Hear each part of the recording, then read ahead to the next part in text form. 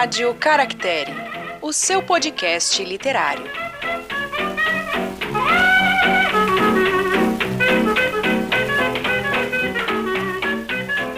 Olá, livrólicos de plantão! Sejam muito bem-vindos a mais um episódio da Rádio Caractere. Eu sou Suzane Madruga. E eu sou Glênio Madruga, conferindo todas as pontas da árvore genealógica das últimas gerações. É bom, é bom. Episódio de hoje: O Conto da Velha Ama, de Elizabeth Gaskell. Antes de começar o episódio, só um recadinho rapidinho.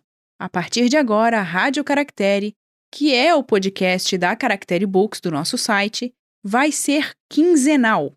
Isso porque não estamos desistindo do projeto, não tem problema nenhum. Estamos, na verdade, implementando um outro projeto, aliás, outros projetos, que vão fazer parte da Caractere Books. Então, a gente precisa de um pouquinho mais de tempo para produzir esses outros projetos. É por isso, então, que a Rádio Caractere ficará de 15 em 15 dias. Talvez a gente faça algum outro episódio, um ou outro, no meio do caminho. Mas a gente vai avisando vocês pelas redes sociais. Vamos, então, para o episódio e vamos conhecer um pouquinho mais da autora deste conto, Elizabeth Gaskell.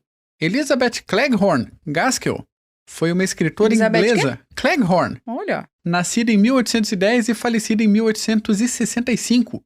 Ela foi a irmã mais nova de uma galerinha de 8 crianças, mas só ela e um irmão sobreviveram à infância. Como a mãe dela faleceu muito cedo, o pai mandou a jovem Elizabeth para a casa da tia.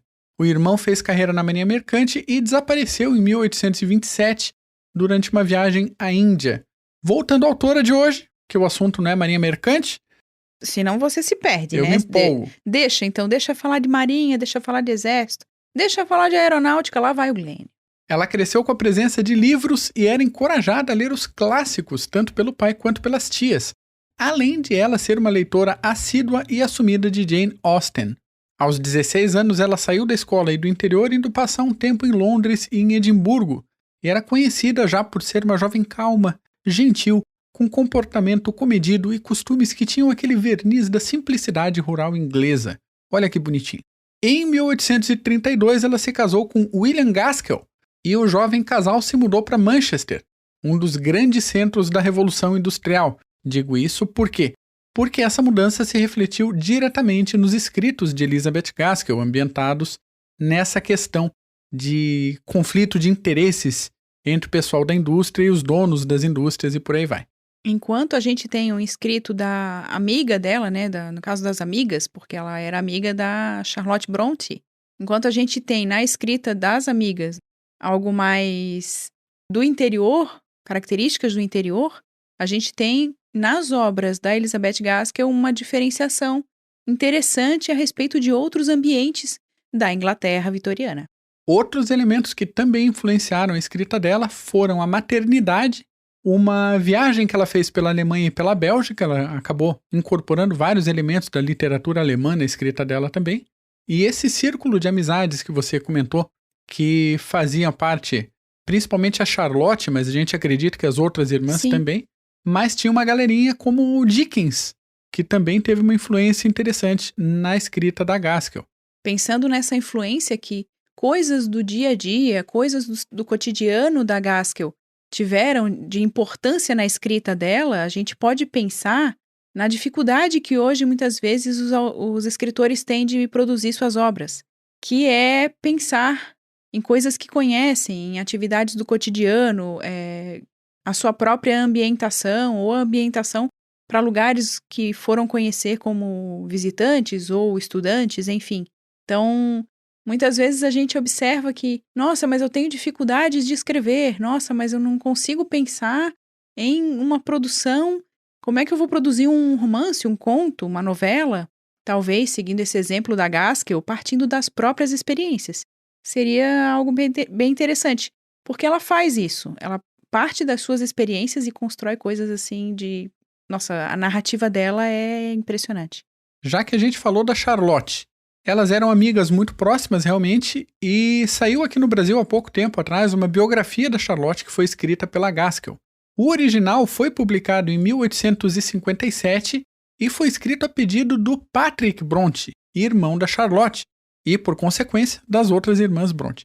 Aquele irmão que todo mundo esquece que existe. Todo mundo fala das irmãs Bronte, ele estava lá no meio também. Enfim, nessa biografia o foco fica mais na mulher do que na escritora.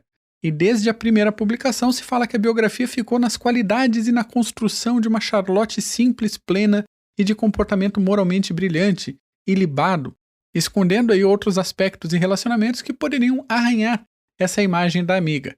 Isso por quê? Porque a base da escrita, além da amizade entre as duas, foram as cartas que a Charlotte mandou para outra amiga chamada Ellen Nussey. E fechando essa parte da Charlotte, aparentemente ela era tão tímida que uma vez ela chegou a se esconder atrás de umas cortinas para não ter que interagir com outros visitantes da casa da Elizabeth Gaskell. Eu entendo perfeitamente. Né? Parentes, me desculpem. Finalizando então essa parte biográfica, o início da carreira da Elizabeth Gaskell foi marcado por críticas.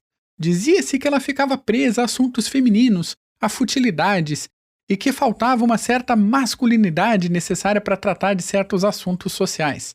Logo depois, na segunda metade do século XIX, essas críticas foram reavaliadas, botadas no chão, passadas por cima, e ela passou a ter o reconhecimento que ela merece até hoje, tanto pelas obras mais longas como Cranford e Norte e Sul, com personagens complexos, uso de dialetos específicos em alguns personagens, quanto também pelas suas criações na linha do gótico, influenciadas diretamente pelo Dickens.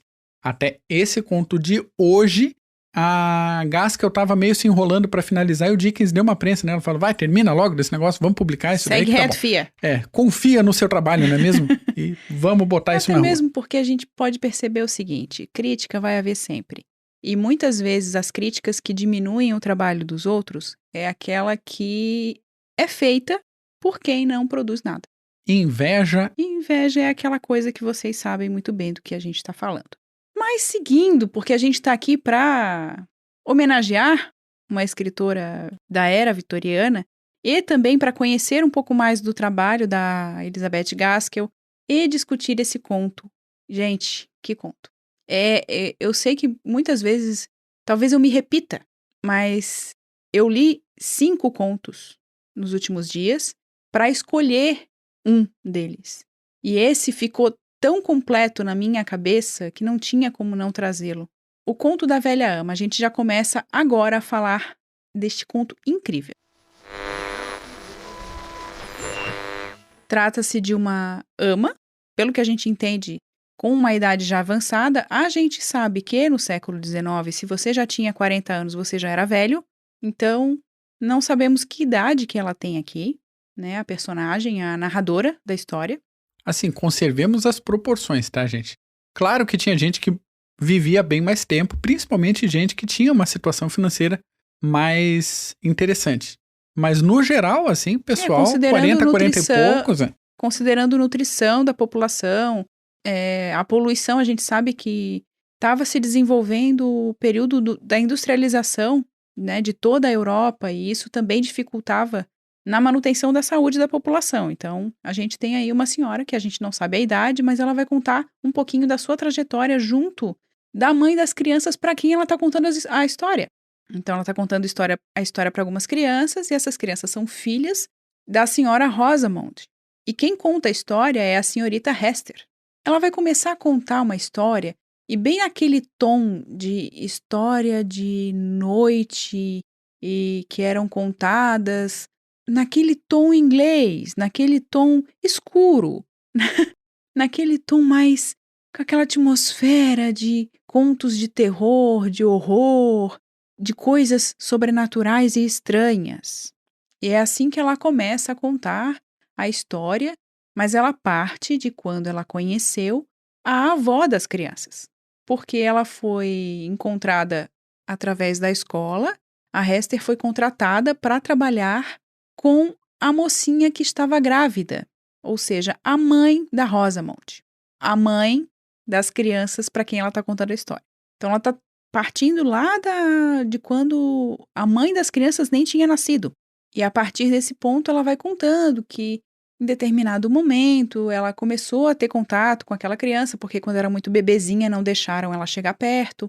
Entende-se aqui pela narrativa da Hester que ela tinha lá pelos seus 10, 11, até 12 anos. né? Porque ela ainda estava na escola, mas ela tinha ela tinha muito conhecimento de como fazer as coisas da casa e tinha algumas experiências ali, bem como a formação das mulheres no tempo. Se tem alguma coisa que a gente pode prestar atenção nisso, é nesse comportamento da educação feminina da época. A própria Elizabeth Gaskell parou os estudos formais aos 16 anos e foi Exato. viver a vida. E daí o que acontece? A Esther começa então a trabalhar com a mãe da Rosamond e a Rosamond bem bebezinha, tudo, até que quando a Rosamond está com a idade mais ou menos de 5, 6 anos de idade, ela fica órfã. Os pais vêm a falecer e ela é então levada para a casa de alguns parentes, que são os Furnival. Esses parentes, eles são um pouco distantes da família da mãe da Rosamond, mas eles têm uma ligação importante aqui, porque eles são bem conhecidos, eles são respeitados na sociedade, a gente precisa levar isso em consideração. E da parte da família do pai da Rosamond, a gente tem pouco dinheiro, então eles não tinham como ficar com a Rosamond, cuidar da criança. Então ela vai lá para essa casa, para esse casarão bonito, grande, mas muito obscuro, estranho, com uma atmosfera mais nebulosa, digamos assim. Então as duas seguem, a Hester como preceptora da menina Rosamond, né? Agora ela ia cuidar da educação da menina, do crescimento dela, e elas partem então para essa casa, para esse casarão. E quando elas vão chegando já há toda uma ambientação que na narração a gente já entra num local completamente diferente. E nesse local a gente tem vivendo ali a senhorita Grace Furnival, a senhora Stark, que é a sua cuidadora, digamos assim. O inverno está chegando. Não, outra Stark, gente. Pois outra é, Stark. até a velha ama a gente lembra muito da velha ama, mas eu já vou chegar nessa questão de velha ama e do Gelo e Fogo. De qualquer forma, a gente tem a senhora Stark que cuida da senhorita Grace Furnival, porque ela é muito idosa já, ela não caminha sozinha, ela não ouve direito, não enxerga direito, então ela tem vários problemas de saúde. Mas tem também na casa outras pessoas. A pessoa mais da família mesmo é essa senhorita Grace. É quem é tia distante da menina Rosamond. Mas também moram ali a Dorothy, que se afeiçoa muito à criança e com quem a Hester tem uma relação muito interessante, muito legal, assim, de parceria, né, de companheirismo no trabalho. Tem o velho James, que também se afeiçoa à criança, adora a menina, faz de tudo pela criança, que é também um dos empregados da casa, e tem também a Agnes. Então, esses três últimos, Agnes, o velho James e a Dorothy, são já os três empregados que estavam na casa e que eles têm uma responsabilidade por ali. Ok, elas chegam ali na casa, se instalam, tem a apresentação ali para a senhorita Grace. Ela não foi casada, então mantém-se a forma de tratamento senhorita. Em determinado momento, a gente começa a acompanhar a narração da Hester explicando dificuldades no convívio. Que dificuldades são essas? Quando vai se aproximando o inverno, né? Ali final do ano, lá a gente lembra que está lá na Inglaterra. Então, final do ano, vai ficando mais frio, as tempestades vão ficando mais fortes para trazer aquele período gelado, de neve, inclusive, para a região. Então, elas estão no norte da Inglaterra, na Nortúmbria, perto das colinas de Cumberland. Então, nortão, quase na Escócia. A descrição, se você for pegar ali, prestar atenção na descrição do terreno, lembra muito, mas muito mesmo, a região onde acontece a história do Morro dos Ventos Uivantes. Então, se você já ouviu o nosso episódio sobre o Morro dos Ventos Uivantes, você lembra da descrição, se não, fica aqui o convite para você ouvir. E se você já leu, você também pode perceber essa ambientação no conto da Gaskell. Aquele terreno pedregoso, com árvores retorcidas, com um riozinho que passa não sei onde, fazendo um barulhinho ali, mas um ambiente gelado. Gelado, com uma pegadinha de árido, de semiárido quase, assim, um terreno agressivo. Exatamente. E o que a gente tem ali? A gente tem, nesse momento, que o inverno está chegando, não é mesmo? Olha aí. Por isso que a gente brincou que tem relação com Gelo e Fogo, porque tem esses elementos que aparecem lá na série escrita pelo Martin. Que não é por acaso também que se parece com a Inglaterra, Exatamente. não é mesmo? E o que que a gente tem? A gente tem, então, um órgão, como aqueles órgãos de igreja para que a gente possa ter alguma coisa na nossa memória. Se você nunca ouviu falar disso, dá uma olhadinha. Um instrumento curioso que mistura a base do que é o piano, que é um instrumento de corda, Isso, com o funcionamento de um instrumento de sopro. exatamente. E daí a gente tem esse órgão naquela casa. E o órgão passa a ser tocado em noites de tempestade, em noites de muito frio. Quem é que toca esse instrumento? Pois é, a princípio ninguém sabe, até que a Hester, ela vai começar a fazer perguntas. Quem é que tá tocando? Quem é que faz isso? Porque eu acordei no meio da noite, não dormi direito. E daí ela começando a fazer pergunta, as pessoas que trabalham ali na casa vão dizer, é o velho patrão. Opa, já temos aí a apresentação de uma figura estranha na história. Como assim? A gente não tinha como moradora da família apenas a Gracie? Como é que a gente tem agora o velho patrão? Pois é, a história que circula pela casa é que o velho patrão toca aquele órgão em noites de tempestade. Em espírito, gente? Em espírito. Ele é um fantasminha. E tá lá tocando durante essas noites. Com o tempo, a própria Hester deixa pra lá. Se acostuma com o som, segue a vida dela. Não tá me incomodando, não vai incomodar também. E assim vai seguindo. Tem um fantasminha, mas se for um fantasminha camarada, tá tudo certo. Né? Ele Pois não me ela não atrapalha, eu não sabia atrapalho bem. ele. Ela não sabia se ele era um camarada ou não, né? Então a gente tem aí um probleminha, não é, senhora Hester? Mas aí a gente segue, então, com a história sendo contada dessa maneira de como a Hester vai vendo aquele ambiente. Todo mundo tem um pouquinho de medo, um pouquinho de receio de aborrecer a senhorita Grace, a própria senhora Stark. O pessoal da casa tem um pouquinho de medo delas. Mas, ok, elas gostam da menina, tanto a senhora Stark quanto a senhorita Grace, elas gostam da presença da menina, que é uma presença alegre, tá sempre brincando, sempre dançando e tal.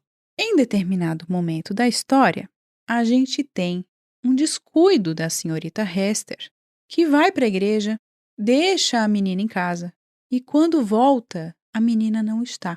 Há um outro elemento ainda, bem de história de terror, horror, gótico, enfim, que é um ambiente da casa que não é aberto.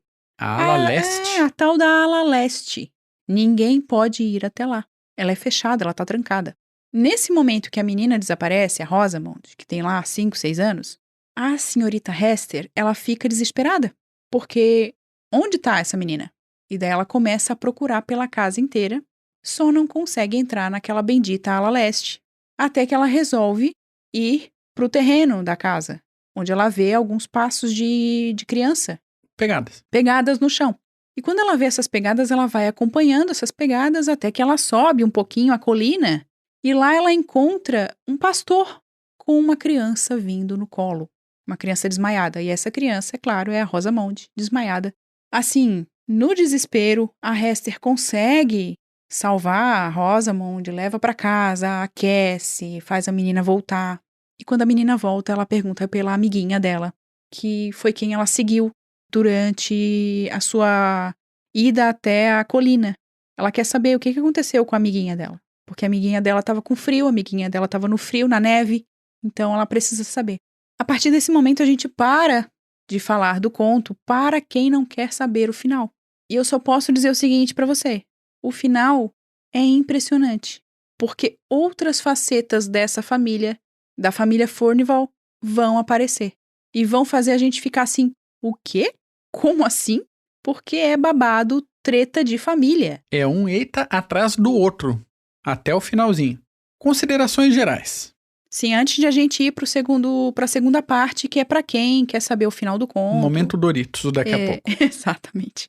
O ambiente externo, realmente, como eu comentei agora há pouco, me lembrou muito, muito, muito o Morro dos Ventos Uivantes. Dá a impressão que se elas continuassem pela estrada, errassem ali a ruazinha, mais um pouquinho elas iam encontrar o Ratcliffe, mais ou menos naquela região.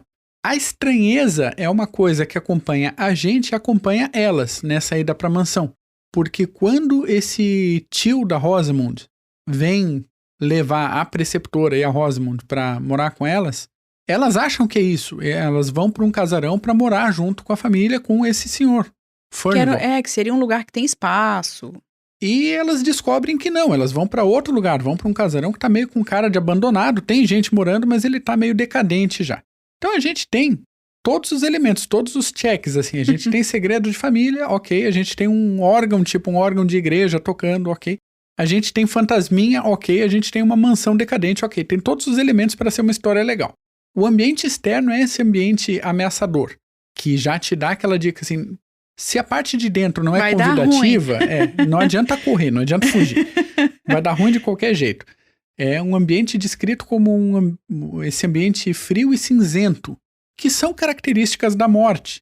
Vários pontos aqui para a gente ficar pensando na composição do ambiente. Dentro da casa, fiz uma associação que pode ser uma viagem da minha cabeça? Pode ser uma viagem da minha cabeça, mas eu lembrei muito de As Brasas, do Sandor Márai, e aqui eu já deixo um outro convite, se você não ouviu o nosso episódio sobre as brasas, ouça o episódio. Em que sentido? Tem uma parte da casa que é fechada, que não se tem acesso, só em situações muito absurdamente específicas, e a gente vai chegar nisso, que é acessado, ou pelo menos é aberto esse lugar. E esse canto da casa aí que ninguém acessa, ela aparece em determinado momento que a Hester acaba indo lá e olhando para um quadro de uma mulher muito bonita. E a gente vai falar disso na segunda parte do nosso episódio. Que é um elemento que também tem nas brasas, né? Você tem um corredor com as pinturas dos antepassados e das famílias, e de repente tem um lugar que não tem um quadro lá, e o dono da casa, no caso das brasas, não quer saber, ele escondeu aquele quadro, não é pra ninguém ver aquele negócio. E existe um sentimento de culpa, no caso das brasas, por alguma coisa que aconteceu com eles no passado, não vou contar, vai lá ouvir o episódio. E a gente tem uma coisa parecida aqui também, que a gente vai falar no momento Doritos. Desconfio que Sandor Márai leu esse conto antes de escrever As Brasas. Desconfio com força, gente. Ah, tô dizendo que é plágio. Não tô. Mas é uma referência que, se houve, foi muito bem trabalhada pelo Sandor Márai depois. Até mesmo porque a gente não tem uma questão de, nossa, isso aqui eu vi nesse conto. A gente tem vários e vários elementos que lembram outras obras. Por exemplo, essa questão do quadro lembra muito o retrato de Dorian Gray, que a gente também já fez episódio aqui na Rádio Caractere, que tem coisas muito interessantes. E outros elementos, como o Glenn falou, a ambientação, que lembra lá o Morro dos Ventos Uivantes. Que acabam sendo elementos comuns a várias obras de estilo gótico e da era vitoriana. Então, realmente essa questão do retrato, da mansão, de um segredo. É que para quem já leu algumas coisas, né, algumas obras, alguns contos, com essas características, a gente vai reconhecendo, nossa, isso aqui eu vi em tal conto, isso aqui eu enxerguei em tal obra, isso aqui, nossa, não lembra a escrita de tal autor, nossa, isso aqui foi um recurso utilizado por fulaninho de tal. E a gente vai reconhecendo esses elementos neste conto da Gaskell. Uma outra coisinha que eu achei interessante é que existe uma moral, uma questão de moral no final desse conto, pelo fato também de a gente ter a estrutura do conto, é uma velha ama contando histórias para crianças. O que nos remete à questão da contação de histórias na época. Isso. E também, não só na época, hoje em dia ainda se contam histórias, né?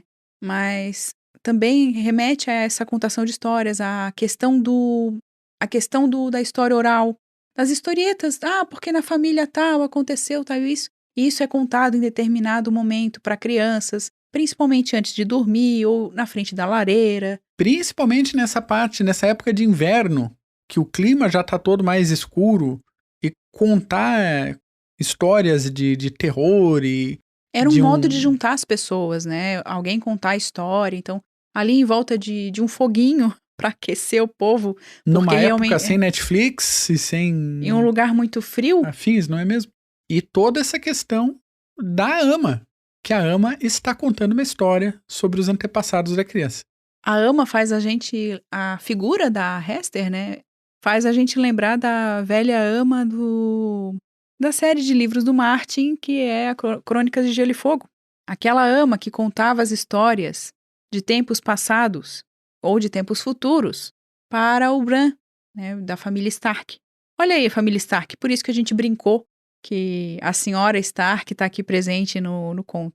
Então, essa figura que a gente tem lá no Gelo e Fogo, que é uma figura que ninguém sabe a idade dela, mas que ela sempre estava ali, né? E que isso é interessante também, a gente não sabe com que idade está aquela senhora, mas a gente sabe que ela acompanhou o crescimento de diversos personagens e que ela tem várias histórias para contar de outros lugares, de outros tempos. E essa personagem narradora da Gaskell, ela se apresenta nestes termos, como alguém que tem um conhecimento de muito tempo atrás e que vai revelar isso para essas crianças. Então a gente tem essa posição dessa personagem narradora que é muito interessante e, claro, faz a gente lembrar do Martin porque ele coloca essa personagem da velha ama como a contadora de histórias antigas e que compõe todo esse ambiente, né? Ou melhor, aquele ambiente de Game of Thrones. Não lembra também aquela senhora do Morro dos Ventos Vivantes que tá contando a história? Se eu não me engano é Nancy o nome dela, né? Eu acho Nancy. que é. Que chega o viajante lá e começa a assuntar E ela conhece a história da família. E que acompanhou todo mundo nascendo, crescendo e morrendo e vai contar as histórias de acordo com o ponto de vista dela. E mais uma coisa para a gente levar em consideração nesse conto. A gente tem que acreditar integralmente na palavra da nossa narradora, porque é isso que temos para hoje, não é mesmo? E a gente também não sabe em que termos ela está contando essa história. Se é uma história inventada da sua mente para entreter as crianças, ou se é algo que ela realmente viu. Fica aí, no ar. Isso não é algo que está no conto, presente na obra. Isso é para a gente ganhar o mundo da imaginação quando a gente lê o conto. Então, encerrando essa primeira parte aqui, se você gostou desse episódio, acha que alguém pode gostar também, pelo menos até essa parte, compartilhe esse link, manda pra frente esse negócio, não seja egoísta, mande pra alguém que você gosta esse episódio. E links de interesse geral, tanto pra coletânea da Dark Side Books, da Vitorianas Macabras, quanto para outras obras que a gente comentou aí durante o episódio, estarão na descrição. Aí embaixo, link do quê, gente? Link da Amazon. Estará aqui, link de associado, você sabe como é que funciona. Além desses links, tem também links para contribuição e auxílio aqui na manutenção da Rádio Caractere. Além disso, eu não podia deixar de terminar essa primeira parte sem falar da tradução, que é de Márcia Heloísa, com a publicação dessa antologia de contos Vitorianas Macabras pela Darkside em 2020. Partindo agora para a segunda parte, em que a gente conta o final do conto e faz uma reflexão a respeito. A gente tem, então, como já dissemos, uma parte da casa que ela não é explorada, ela não deve ser explorada. Até na página 149 a gente tem o seguinte: a grande e antiga casa era um lugar esplêndido para a pequena senhorita Rosamond. Ela fazia expedições por todos os lados, comigo e seu encalço. Todos os lados menos a ala leste, que nunca era aberta e para onde nunca pensamos em ir.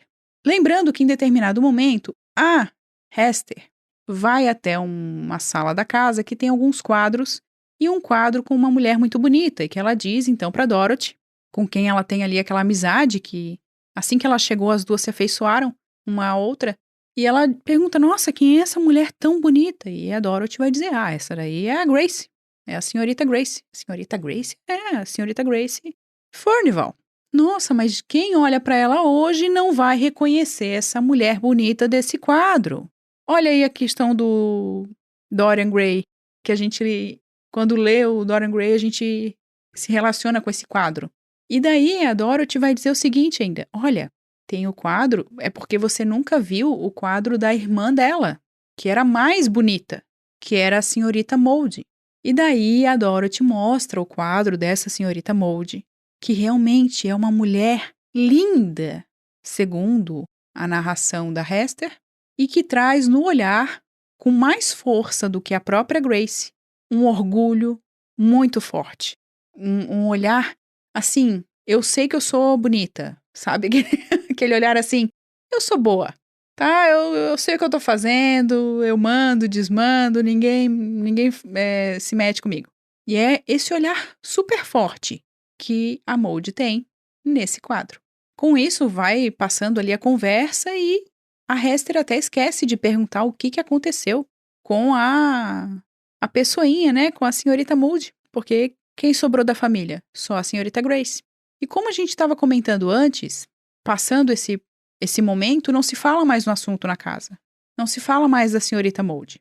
A gente tem aquele evento da menina passando quase a noite inteira fora de casa, no gelo, e contando que no dia seguinte, quando ela foi resgatada, quando acordou e melhorou, contando a pequenininha de 5, 6 anos, a senhorita Rosamond, que conheceu uma menininha e que essa menininha queria brincar com ela lá na colina. E lá na colina tinha uma mulher. Tudo isso fica no ar por um bom tempo durante o conto. E a gente não sabe quem é essa mulher, quem é essa criança, por que o velho Furnival vai tocar perto do período frio, em que o período frio se aproxima da casa, daquela região, se instala naquele ambiente, porque quando o frio se instala, né, dificilmente vai embora. E tudo isso fica numa névoa de mistério e que a gente vai descobrir que é uma treta familiar tremenda. Por quê? Em determinado momento, a gente descobre pelas palavras da Hester, que narra a história, de que a menina não poderia jamais encontrar novamente a outra menininha, né? A Rosamond não poderia encontrar novamente a menininha que estava na rua. E essa menininha que estava na rua, ela tinha uma marca de machucado no ombro. Quando isso chega à senhorita Grace, ela acaba escutando a história, porque a Hester chega pertinho dela, conta toda a história. A senhorita Grace se desespera, ela se apavora e diz que a menina não pode. E em determinado momento, ela vai começar a gritar dizendo: "Mas faz tanto tempo, por que você não perdoa?" E aí a gente fica: com quem que você tá falando, criatura? E não perdoa o quê? Exato. Até que os desdobramentos da história vão trazendo à tona essa treta familiar, que é a seguinte: quando o pai da senhorita Grace ainda era vivo, vivia ela e a Maud na casa, junto com o pai. E elas também tinham um irmão que estava em serviço militar. Só que elas moravam ali na casa. O pai era daquela criatura orgulhosa, que não aceitava não, ele só queria do jeito dele as coisas. E ele gostava muito de música, até que ele resolveu aprender a tocar o órgão. Aquele órgão que a gente comentou lá no início do episódio. E quando ele vai tentar aprender a tocar, ele contrata um professor que vai ensiná-lo como tocar, como fazer as composições naquele órgão, inclusive. Com o tempo, esse professor passa a ser alvo do encantamento das duas irmãs. Ambas se apaixonam por ele e se apaixonam assim perdidamente. E ele vai flertando com as duas, segundo a história que a gente tem aqui. Em determinado momento, ele casa às escondidas com a Maud, a irmã mais velha, a irmã mais bonita, segundo os quadros lá que a Dorothy mostrou para Hester. Casando com essa irmã mais bonita, ela engravida, ninguém sabe que ela tinha casado, e ela vai para uma casa distante da família para ter a filha. Acontece tanta coisa nesse meio do caminho, porque o professor de música, ele não conta pro pai da Maud que ele casou com a filha dele, que eles têm uma filha, e ele continua flertando com a irmã mais nova, a senhorita Grace. Segundo a história, para manter as aparências e não deixar o pai ficar sabendo. Exatamente. Só que, o que acontece?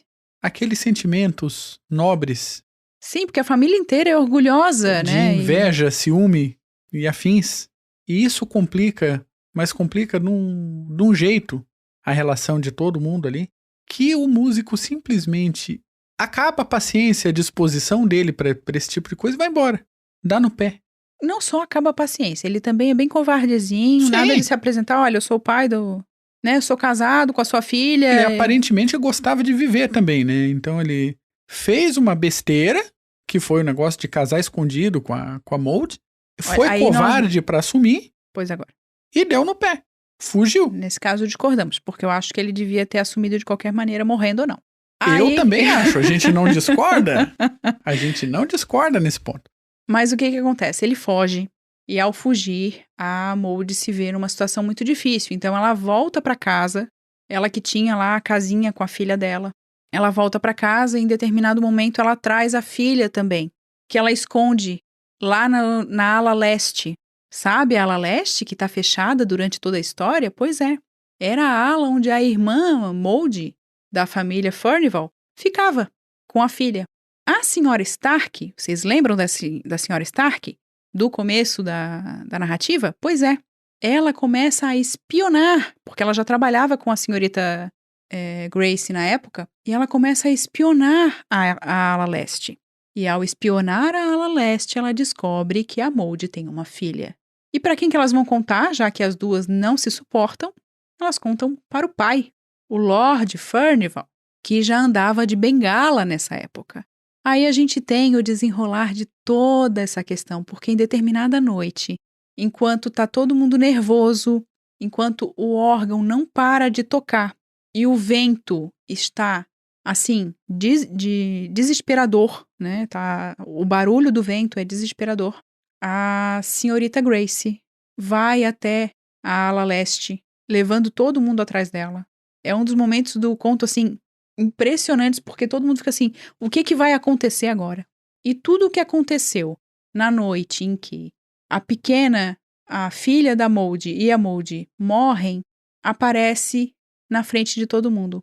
A porta da ala leste se abre sozinha, aparece a figura, né, ainda viva, do Lord Furnival brigando com a sua filha Maud, dizendo que ela não é digna do nome e batendo, então, no ombro da neta. A partir daí vocês já podem imaginar qual é o destino dessas personagens, porque as duas saem da casa, né, a Maud com a filha, e como a menina já estava machucada, elas não tinham como ir para muito longe, na colina as duas acabam morrendo de frio. E é por isso que a Grace tem tanta culpa.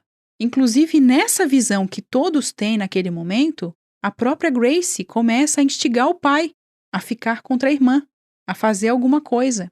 E é essa culpa que ela carrega. Então, naquele momento que ela disse antes, em determinado momento, quando ela diz, mas por que faz tanto tempo? Por que não esquece? Por que não perdoa?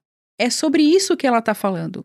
É sobre aquele momento da vida dela em que ela instigou o pai a agredir e, no caso, mandar embora a irmã numa noite de frio, de muito vento, de muita chuva, em que ela acabaria morrendo na colina junto com a própria filha. Por quê? Basicamente, por causa da inveja da irmã. Por causa do crush que elas tinham com o professor de música, aquele baita daquele covarde. Olha o tamanho da desgraça se arrastando por décadas baita de uma e treta décadas familiar e assim, e bem... É uma questão muito dramática, porque mostrando que essas coisas assim, até no final do conto tem aquela questão, o que a gente faz na juventude volta pra gente. Porque tem essa coisa, você tem que ter uma vida, você tem que fazer da sua vida algo bom, né? Você tem que fazer coisas boas na sua vida, porque senão o que você fez na juventude vai voltar pra você. Porque a própria Grace Furnival tem esse retorno dessa experiência sempre. Porque a irmã, né, morta não esquece, o pai morto não esquece, e a própria criancinha fica ali sempre na porta, quando tá muito frio, pedindo para entrar. Então a gente imagina o desespero que é acompanhar esse conto. Vocês imaginem como não foi pra gente lendo esse conto, que é impressionante. E algumas descrições de cena são agoniantes, assim. Sim. A Maud no alto da colina, congelando, a visão da menininha. Debaixo de uma árvore abraçada à filha. A menininha batendo no vidro.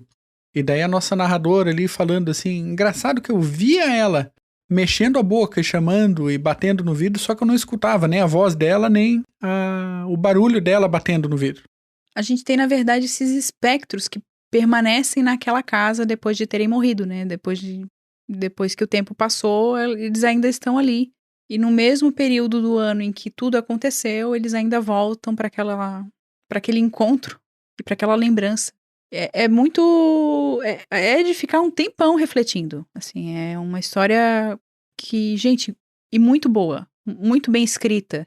Como a gente vem falando nos últimos episódios, esses spoilers são Doritos, né? Pra você pra quem já leu a história ou para quem não se importa de saber o final e ainda assim se sente motivado em ler a história. E como última referência, deixo aqui um convite. Se você for pro norte da Inglaterra, por uma casa meio isolada, seja ela uma casa pequena, uma mansão. Certifique-se de a quem pertenceu essa casa e o que aconteceu ali, né? E se lembre da dica dada por Arthur Conan Doyle em Cirurgião de Gasterfell. Mantenha a porta fechada. Exatamente. Não é mesmo? Passa o ferrolho na porta, tranca bem e não facilita, não. Outra coisa que a gente pode trazer de interessante aqui é a questão do sobrenatural com relação às crianças. Como elas se ligam ao sobrenatural nessas histórias de horror. E por elas se ligarem a esse sobrenatural, a gente pode lembrar aqui de outro conto que a gente leu, ou na verdade uma novela que a gente leu há pouco tempo, que foi A Outra Volta do Parafuso, do Henry James. A gente também tem episódios sobre essa narrativa aqui na Rádio Caractere e, confesso, lembra muito o texto da Gaskell. Tem vários checks, assim, em um lado e de outro, que é aquilo que a gente falou no início do episódio. São pontos comuns, mas você pegar vários pontos comuns de diversas histórias e construir uma narrativa interessante, essa narrativa é o que vale, não é ter um ou outro elemento. Então, mesmo com spoilers dados aqui no episódio, se tiver acesso, ou se quiser ter acesso, se quiser comprar essa coletânea da Dark Side Books, a narrativa da Gaskell é um negócio sensacional. E não tem como a gente tentar alcançar essa narrativa pela fala, contando essa história. O modo como ela escreve e constrói essa história e faz com que a nossa mente acompanhe toda a narrativa, porque a gente vai desenhando na nossa cabeça os personagens, imaginando, na verdade, é impressionante e não tem como substituir tudo que a gente tentar substituir tudo que ela escreveu. Fica aí a nossa recomendação fortíssima para conhecer, quem sabe se você ainda não conhece, a escrita de Elizabeth Gaskell. Então, finalizando a minha participação nesse episódio, deixo aqui para você um amplexo literário bem apertadinho, você que acompanhou a gente até aqui. E até semana que vem, até daqui a 2 semanas com o nosso próximo episódio. E aguarde, porque tem mais projetos vindo por aí. A gente está trabalhando bastante para que o site da Caractere Books ganhe mais projetinhos e coisas boas sobre literatura, livro, esse mundo aí que a gente ama. Muito obrigada pela audiência, muito obrigada pela companhia de sempre. E não esquece do recadinho. Pega um livro, relaxa o corpinho e até a próxima.